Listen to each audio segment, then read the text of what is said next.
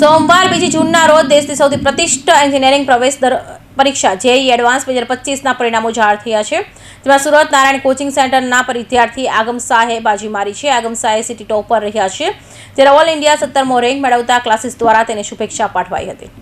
શિક્ષણ ક્ષેત્રે 46 વર્ષથી અનુભવ સાથે સુરતમાં સ્થિત દેશની અગ્રણી એન્જિનિયરિંગ અને મેડિકલ કોચિંગ સંસ્થાન નારાયણ કોચિંગ સેન્ટરના વિદ્યાર્થી આગમ શાહે ફરી ક્લાસીસનું નામ રોશન કર્યું છે। દેશની સૌથી પ્રતિષ્ઠિત એન્જિનિયરિંગમાં પ્રવેશ પરીક્ષા જેઈઈ એડવાન્સ 2025 2 જૂન 2025ના રોજ પરિણામ જાહેર થયું છે। જેઈઈ એડવાન્સ પરિણામોમાં નારાયણ કોચિંગ સેન્ટર સુરતના વિદ્યાર્થીએ સુરતમાં બાજી મારી છે। નારાયણ કોચિંગ સેન્ટરના વિદ્યાર્થી આગમ શાહ સિટી ટોપર રહ્યા છે, જ્યારે ઓલ ઇન્ડિયા 17મો રેન્ક મેળવ્યો છે। તો આ અંગે Narayan coaching centres zonal director Tushar પારેખને જાહેરાત કરી હતી કે નારાયણ સુરતના આગમ શાહે એર રેન્ક 17 મેળવી સુરત શહેરના ટોપર બન્યો છે। તો ઓલ ઓવર ઇન્ડિયામાં નારાયણ કોચિંગ સેન્ટર્સ વિદ્યાર્થીઓ ચમક્યા છે, જેમાં પ્રથમ 10 આવેલા વિદ્યાર્થીઓમાં 3જા નંબર બાજીદ હુસેન, 4થા નંબરે પાઠ મનદર વર્તક, 6થા નંબરે અક્ષત ચોરસિયા, 7મા નંબરે સાહેલ ડીઓ, 10મા નંબરે વડલામુડી લોકેશનનો સમાવેશ થાય છે।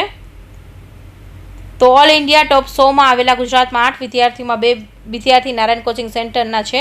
તો નારાયણ કોચિંગ સેન્ટરના સુરતના સેન્ટરના ડિરેક્ટર મનીષ બાગરીએ પણ પત્રકાર પરિષદમાં માહિતી આપી હતી। મારું નામ તુષાર પારેખ છે। હું નારાયણ એજ્યુકેશન ગ્રુપનો ઝોનલ ડાયરેક્ટર છું। નારાયણ એજ્યુકેશન ગ્રુપ જે છે 46 વર્ષોથી આઈઆઈટી અને મેડિકલના ક્ષેત્રોમાં કોચિંગ આપી રહ્યું છે।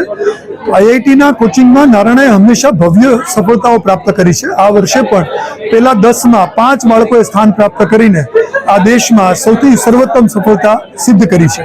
ગુજરાત રાજ્યમાં પણ પહેલા 50માં 2 બાળકો સાથે નારાયણે ભવ્ય સફળતા મેળવી છે અને Surat city rank 1 all India rank 17 સાથે આગમ શાહ એ ભવ્ય સફળતા મેળવી છે અને નારાયણની ટીમે સુરતને એક મહત્વનું યોગદાન આપ્યું છે। એટલે આ રીતે નારાયણ આઈઆઈટીની અંદર સર્વોપરિતા વાપી સ્થાપિત થઈ છે અને આગમ શાહ અમારા માટે એક માઇલસ્ટોન છે કે આવા બાળકો વધુને વધુ આ શહેરમાંથી ભવ્ય સફળતા મેળવે એ માટે અમે ટીમ કટિબદ્ધ છે। મારું નામ આરજવ હિંમતભાઈ માલવિયા છે અને આજે જેઈઈ એડવાન્સ 2025 નું રિઝલ્ટ હતું, જેનું કોમન રેન્ક લિસ્ટ છે મારું 1950 ઓલ ઓવર ઇન્ડિયા રેન્ક। સ્ટાર્ટિંગમાં તો થોડું ઈઝ હતું કેમ કે નવું સ્ટાર્ટ થયું, બટ જેમ જેમ આગળ વધતું ગયું તેમ મહેનત વધતી ગઈ અને ઓલમોસ્ટ હું ઘરે મોસ્ટ ઓફ ધ ટાઈમ હું નારાયણ ટ્યુશન ક્લાસીસમાં જ હતો। સવારે વહેલા ક્લાસીસ પછી ટિફિન મોકલતા મમ્મી બપોરનું, એની પછી સીધું સેલ્ફ સ્ટડીનો રૂમ છે અહીંયા ત્યાં, અને સેલ્ફ સ્ટડીમાં આખી રાત ત્યાં મતલબ આખો દિવસ ત્યાં જ હોય ટિલ 8 to 9 પહેલાં સ્ટાર્ટિંગના મંથ્સમાં, પછી એને એક્સટેન્ડ કરીને 11:30 ક્યારેક તો 12 પણ થઈ જાય ઘરે પહોંચતા રાતના। હજી તો એટલું બધું ફિક્સ નથી, બટ ઇલેક્ટ્રિકલ એન્જિનિયરિંગમાં ઇલેક્ટ્રોનિક્સ એન્ડ કોમ્યુનિકેશન્સમાં જવાનો વિચાર।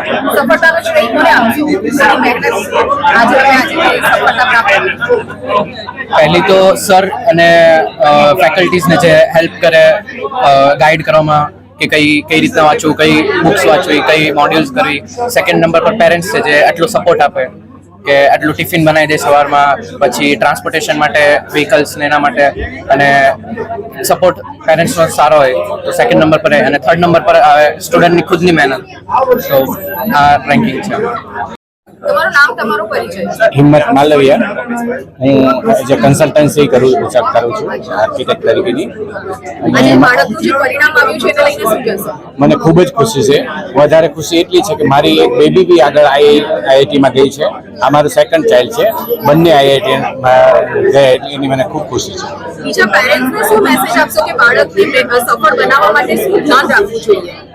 બાળકને બને ત્યાં સુધી સ્ટ્રેસ નહીં આવે એવી કોશિશ કરવી જોઈએ પેરેન્ટ્સે, કારણ કે ભણતી વખતે એને ટેસ્ટમાં અપડાઉન થયા કરે તો રિઝલ્ટ અપડાઉન આવે તો એના માટે એને બહુ સ્ટ્રેસ નહીં આપવું જોઈએ, ફક્ત મહેનત કરે એટલું ધ્યાન આપવું જોઈએ।